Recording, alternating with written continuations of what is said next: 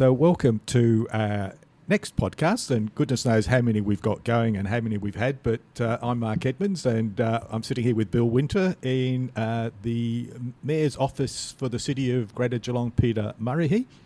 And welcome, Peter. Yeah, good morning, Mark and Bill. It's good to be here. Thank you, Peter. And we thought we'd have a catch-up with Peter because we're not interested in how he's going on council. We want to know the Peter story. We want to know what led him to go through the career he's got to where he is now sitting in the Mayor's office. And we're looking forward to this chat. So, Peter, where did life begin for you? Where were you born? I was told I was born in Port Fairy. I don't remember it, but I was told I was born in Port Fairy, and which is a funny story in itself because my dad was painting the hospital at the time, and the doctor or the nurse walked out the front and said to Mert, my dad, he was up the ladder, "Oh, you've just had a son." So he was painting the Port Fairy Hospital the morning I was born. But so grew up in Port Fairy. Fantastic. So what was about 18 and a half, nearly 19 when I moved to Geelong. I got a job in the Commonwealth Bank in Warrnambool. I was only there a short time and they transferred me to Geelong, as they did in the bank those days. Used to transfer you all over the place. So I arrived in Geelong as a country boy, I guess, 18 and a half, 19-year-old.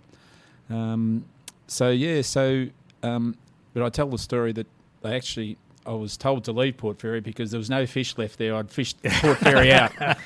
So I've got to throw that story in because my family have heard it a million times. But I was just a kid, you play footy in the winter and cricket in the summer, and in between times I'd fish. Anyway, so I arrived in Geelong. Didn't know one person in Geelong, not one person. Wow. So from there to where I am now, I'm quite proud of what I've achieved. But those times, they were good times. But I was fortunate enough to be able to play footy okay.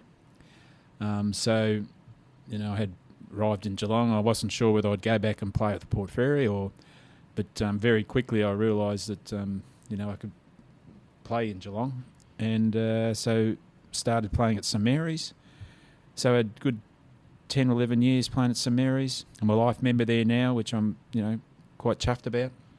Still go back and host their past players' days, which is always great fun. And as it's turned out, we don't live too far from the Oval now, so we're able to walk. It's a bit dangerous, but... Peter, they've rebuilt the pavilion, of course, and there's a great bar there, isn't there? There's a great bar there, and I've leaned on it many a times, the old bar and the new bar. I think I've been fortunate to be involved in 3 really good footy clubs here in Geelong. So I played all my footy at St Mary's. Then I was appointed playing coach at Geelong Ambassadors, so I had 4 years as a playing coach there.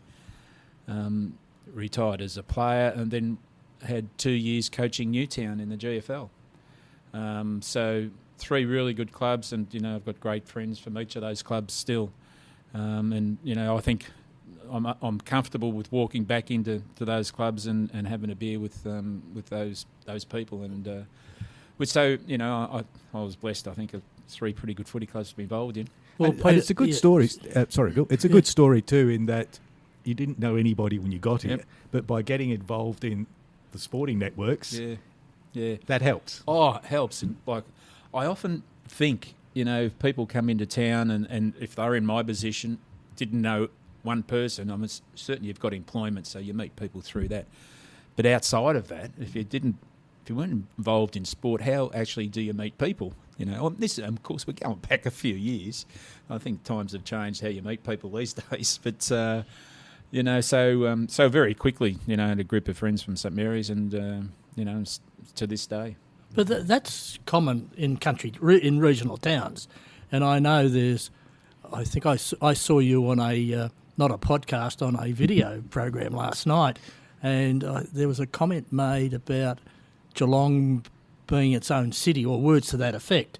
But Geelong, or being Victoria's second city, but it's a really great regional city, and a lot of the people we've interviewed who have got businesses down here, we always say to them, well, why Geelong? And it's always, I love it. I love Geelong, and we'll get to that later on. We'll ask you a question about that. Yeah. But you're right, sport is a great opportunity. And the other thing I've noticed about Geelong since I've moved back, and I've got a couple of grandkids here, is, and they both got into basketball. Well, basketball and netball and the amateur football clubs and all the rest of it, and the Geelong leagues are really strong, that's where the kids grow up and meet their friends and stay friends for life. Yeah, absolutely. Yeah. And Geelong has a great reputation for community sport. And, I remember as a kid, people would move to Geelong because, their daughter or son was excelling at some particular sport. So they wanted to come to Geelong to give them a better opportunity in that sport. And that's still the case now. There's any sport, if you're any good at it, Geelong is the place to, where you can excel and have someone at your back, supporting you. So Commonwealth Bank, where did you go from there? Well, I was the number one teller there. It was at the Commonwealth Bank in the corner of Mallet Street? Yes, it was. Peter, I used to know the manager there. It doesn't matter now, but I remember that bank well. Big bank back then. Because on pension day, there's a queue down the street. Absolutely. Oh. Yeah, Thursday, every second Thursday. Pension day, you'd know it was pension day, and you'd cop a serve from the same ones every second Tuesday. But they were good times. And I remember the first, I don't know what they're called now, but the auto bank being installed at that Commonwealth Bank. And it was my duty on that first Saturday morning to explain to people how the auto bank worked. Oh my, times changed. So Commonwealth Bank, and then a couple of years there, and they said, well, you're off to Murrihy now. You've been transferred to Murrihy. And I said, no, I'm not. So, resigned from the bank and, did a few other odd jobs. I drove a excavator for about four to 5 months, digging dams, which was great fun. Nearly tipped it a couple of times. Well, actually, I did tip it a couple of times. Just don't tell anyone, that's all. And, I thought, well, I've got to find something. So I just put an application in for the police force. Wasn't seriously thinking about it. And within 3 weeks, I think I was at the academy, and so it all worked out. So Where were you first stationed? Yes, I did the academy, and that was always back then. It was live in, so I think that was about 5 or 6 months in the academy back then, and first station then at Footscray. So Footscray was my training station. Good starting spot. Oh well, it was back then. It was probably the Footscray area was the heroin capital of Melbourne. So, those who wanted a fix would come to Footscray, to try and buy.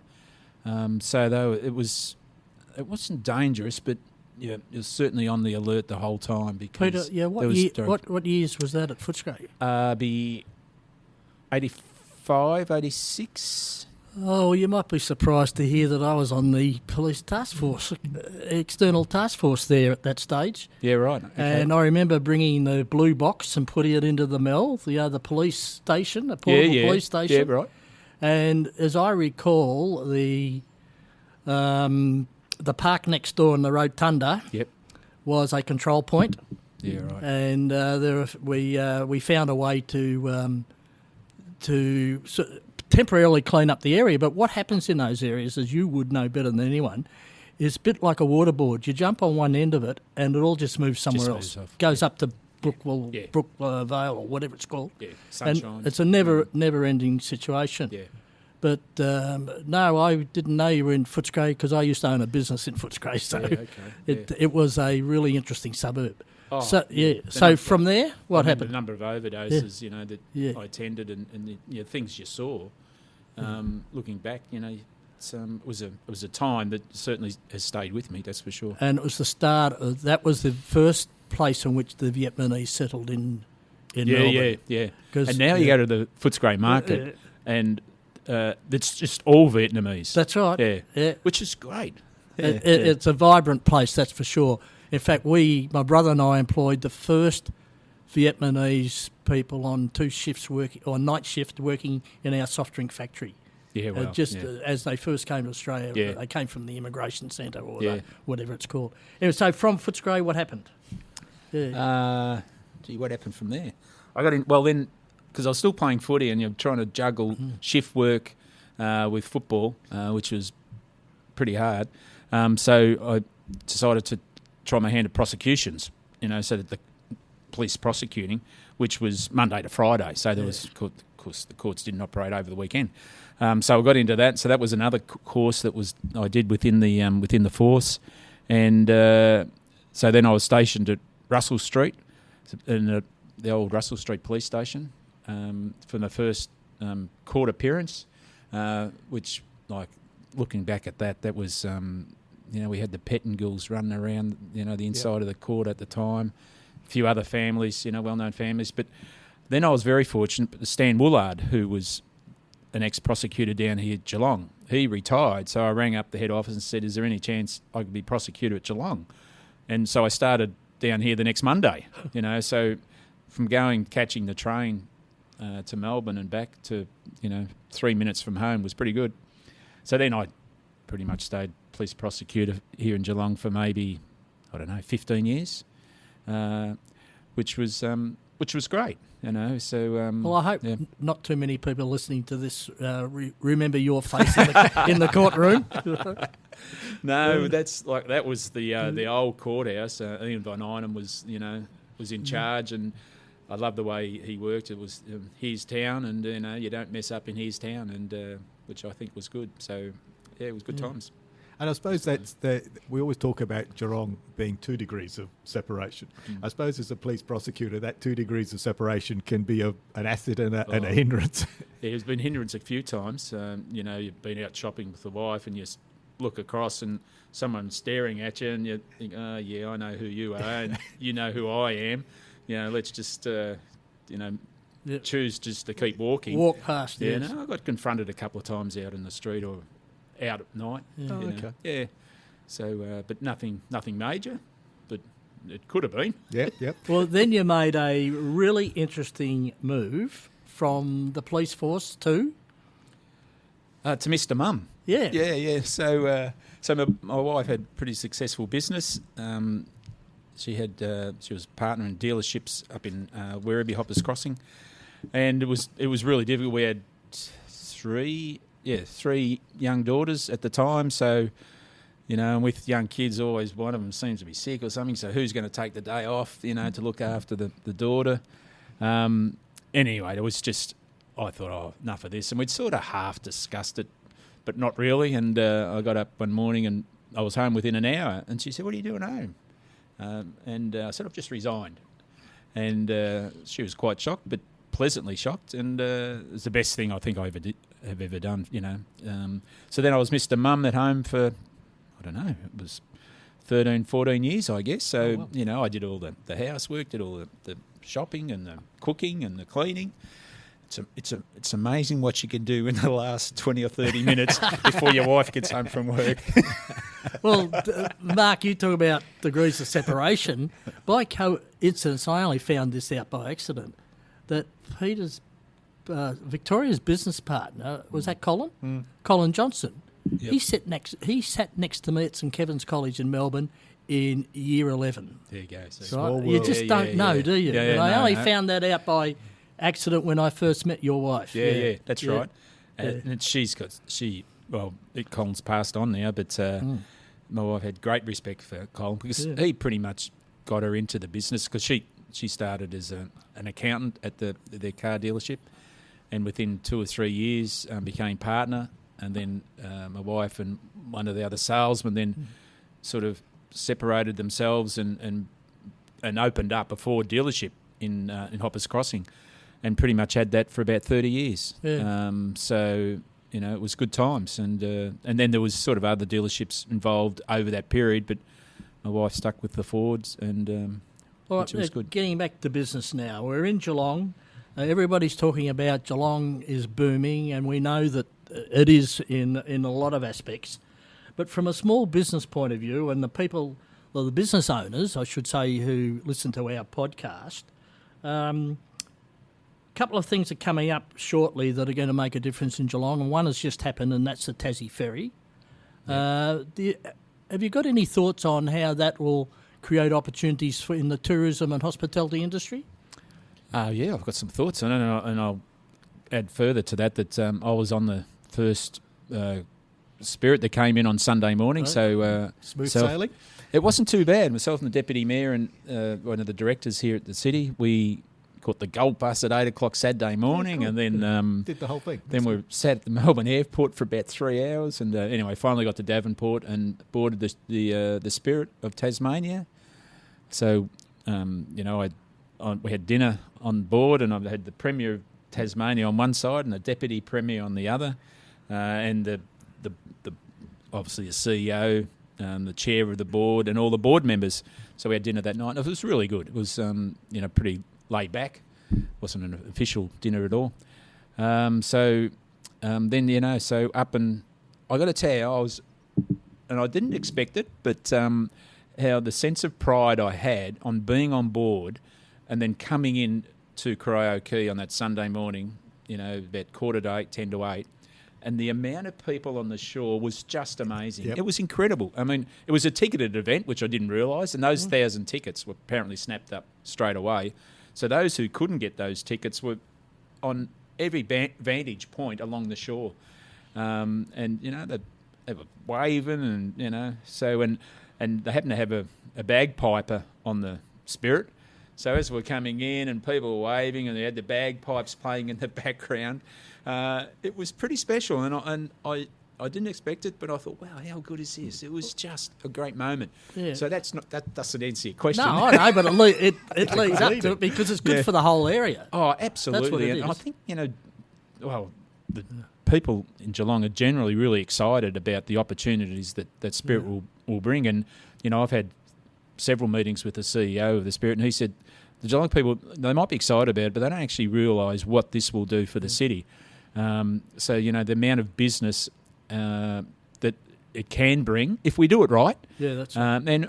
And we are, I think there's still a lot more to be done, about bringing people. It's all very well catching the ferry to Geelong, but they've got to be able to turn left, spend some time in Geelong, or if they're coming from somewhere to get on the ferry, spend some time in Geelong. You don't want them to just drive through. Absolutely. And that will happen, of course, with a percentage of the travellers, but we've got to be able to, as a region and as a tourist body, to be able to say, well, spend your dollars here and help us out. And I was asked that question on Sunday morning by someone, how are you going to concentrate on keeping the people spending their dollars in Geelong instead of going down the coast? And I said, we don't mind them going down the coast. They can spend their money here in Geelong and down the coast, which they will. It'll be very. It's that sense of pride is really interesting because just following all the different avenues of social media, the number of people that took a picture to say, "I just saw the ferry," that sense of pride is really good. Yeah. Oh, look, I had goosebumps on the back of my neck. You can tell by the way I'm speaking now. Like I think, wow, this is really cool, and it was just one of those moments. That I'll remember as the mayor, and sort of representative of Geelong on that boat at that time.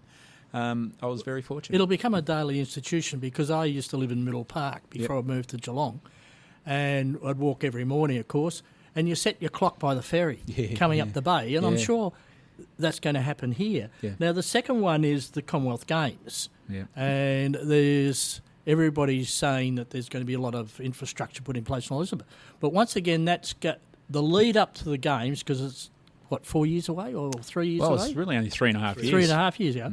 So if you're a business owner, what would you see as the opportunities that might come our way down here and in the G21 region now, not just the City of Greater Geelong, for business owners? Yeah. And I guess, you immediately think of hospitality and accommodation. Accommodation will be that's what we really need. You need, so many number of beds, and I don't know what that number is yet, but we've got to be ready. And because you think, so we're going to have the swimming here. We're going to have the swimming, and we've all seen it on tally that they have the morning sessions where, there might be 20 or 30,000, and then where are those 20 or 30,000 people going to go from the swimming? Because they've got to come back for the evening session.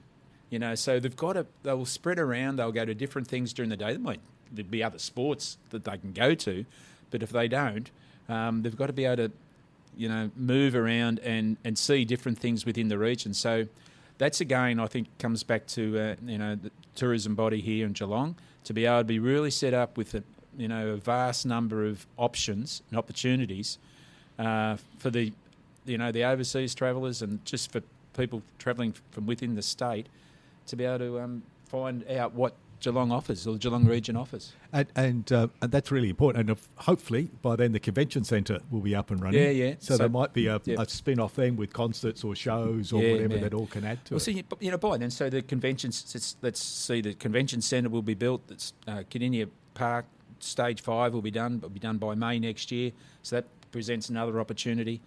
And you can see the construction in the CBD now. So they'll be all complete. There'll be more coming, as you're aware of. And so we've just got to be able to do it right and be really prepared and ready for it. And I expect announcements from the state. Well, I was hoping by the end of this week. It still may be the case. Yep. May even be the weekend. So then we'll know where every sport is going to be and what infrastructure will be required for those sports. Because at the moment we know that hockey's at Stead Park, and that's great. Capacity for 20,000 people, 2 brand new pitches, infrastructure for grandstands. But for the other sports, we're just not sure yet. And it's interesting from a small business perspective. It's no good sitting there thinking, what's the government going to do for me, for my small business? You've got to take the charge yourself too. You've got to be looking at the opportunity and saying, right, in 4 years' time, there will be all these people here. What do I need to do now to get myself prepared? Absolutely. You get caught napping. You're sitting on your hands, it won't improve. You've got to be able to see the opportunity. And I mean, people are reaching out to the city now, about asking different questions, but we can't answer them yet until maybe the end of this week or early next week. Yeah, Mark, your point's right about waiting for handouts. And unfortunately, one of the issues around COVID was that small business owners have got used to thinking, well, there's going to be government relief. I'm sorry, that time's gone. Yep. And now you have to be proactive as a business owner. And as I've said before, the people that we have interviewed and when we ask them why Geelong, we get a really enthusiastic response. We do. And they love it, and they love the community. You talk about the sporting issues, and everyone talks about lifestyle. Well, that means a different thing to many things. But the other issue is the variety of schools and good state and private schools. There's a really good mix. Yeah. And it's a matter of it's just I believe it's a safe place to be, and it's a great community to be in. Now, you mentioned you had some daughters before? Three daughters. Three daughters. So what are they doing? Yeah, so... seeing they've been through that bringing up of their father. So what have you instilled into them? And I tell you one of those stories when they asked me to go on the uniform committee at school. So I was the token male on the uniform committee, and it was one of my highlights.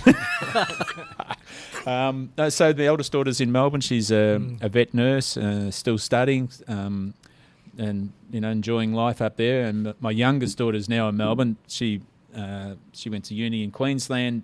Back, she wanted to travel the world, but of course COVID hit, so she was stuck at home with mum and dad, which was great fun for us.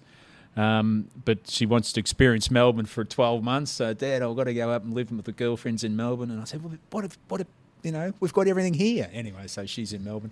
And my middle daughter, who's been on Hamilton Island doing the weddings up there, she's now event manager at Mount Anita State. Oh, that's cool. So very busy out there. So busy time of the year for her. So they're so they haven't wandered too far, and the two in Melbourne are back home quite often. Take my advice and don't lock up the bedroom. Oh, no. Oh, because yeah, absolutely. They'll be, at some stage, you've had this, Mark, they'll be back. They'll be back. Yeah. So last Friday night, I don't know how it happened, but I had all three daughters home, no boyfriends. I mean, they've got boyfriends, but I want to mean they weren't back with them. And so my wife and I and the three daughters went out for dinner, and I can't remember the last time that ever happened. Oh, that's fantastic. So it was really good. That's great. Nice. Yeah. So what led you into politics? What led you into local government?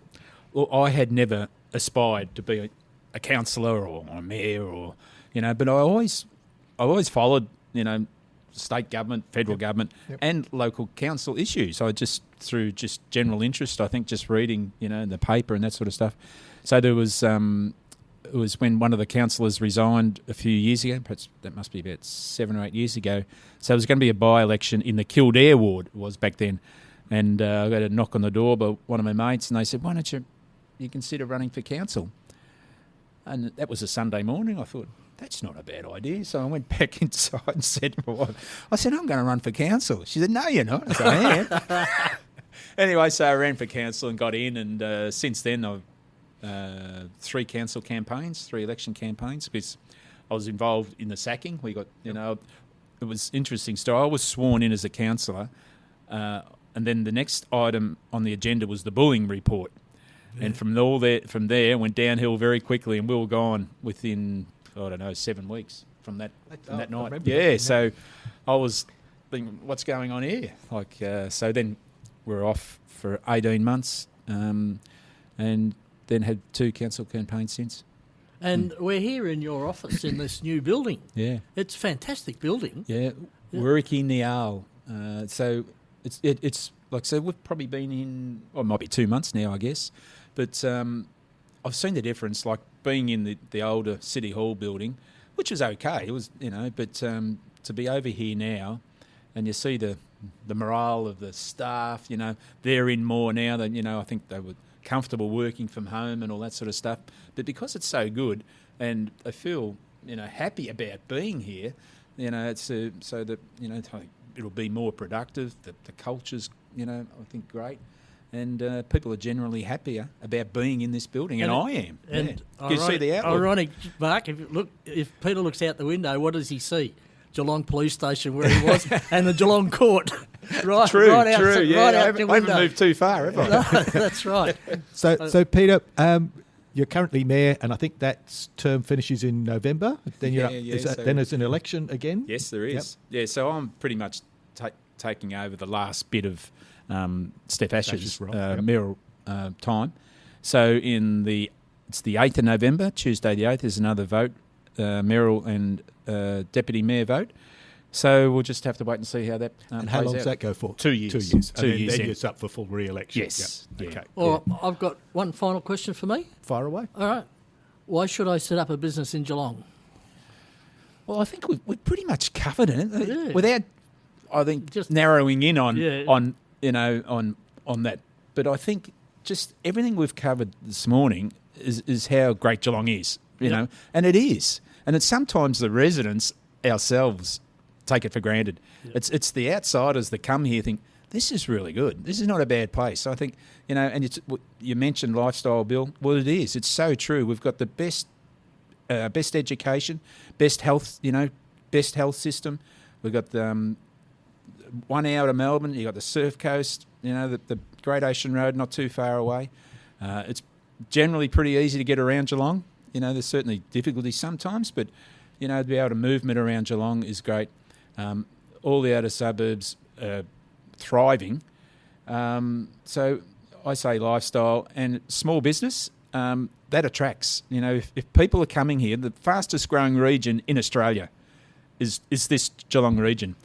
Faster than Wyndham. And you can see Wyndham as you drive to Elm, you think, wow, that's going, off. Well, this is quicker and faster, which has its challenges, of course, and faster than Sunshine Coast as well. So with the fastest growing region in Australia, it creates many opportunities. Commonwealth Games are coming.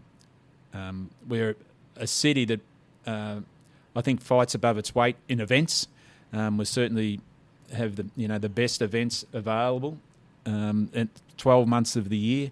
We've got our own AFL team, which and they won the grand final, and good on them. But they're such an integral part of the city, and it's right on our doorstep here. It's not out in the Well, it's Peter. It's walking distance. So just I didn't have a car for 10 days recently. Unfortunately, I blew up my engine on the highway going to Colac.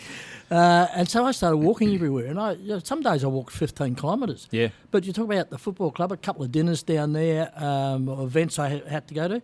I walked there. I come into the city. I walked into the city. I walked to the train station. And in in actual fact, that sort of tells you about the convenience of the city and how I look forward to the city in another 5 years' time. I think it'll be. Yeah. Anyway, so Mark, that's my last question. Peter, it's been great to have a casual chat. We didn't ask one political question. Oh, thank you. You didn't have to read. You will not have to go back to the gatekeeper and say, "Oops, I think I stepped out of line here." That won't happen. So, from my point of view, it's been great talking to you. Yeah, and Peter, thank you. And I think the one thing that really hits is your passion for Geelong.